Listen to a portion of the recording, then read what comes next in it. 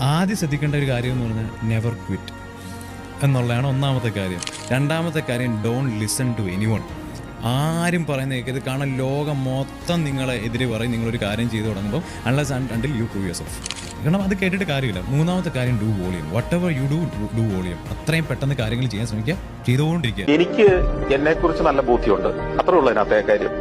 ഞാൻ ആരാണ്, എന്താണ് എന്റെ വഴി, എന്താണ്, ഞാൻ എവിടെയാണ് എത്തേണ്ടത്, അതിനാരും മുമ്പിൽ വന്നു നിന്നാലും എതിർത്താലും തടസ്സപ്പെടുത്തിയാലും ഞാൻ ആ ലക്ഷ്യസ്ഥാനത്തേക്ക്, പ്രത്യേകിച്ച് മറ്റാർക്കും ഉപദ്രവം ഉണ്ടാക്കാത്തത്, മറ്റാരെയും വേദനിപ്പിക്കാത്തതായ എന്റെ ലക്ഷ്യസ്ഥാനങ്ങളിലേക്ക് ഞാൻ പോവുക തന്നെ ചെയ്യും. എനിക്കറിയാം.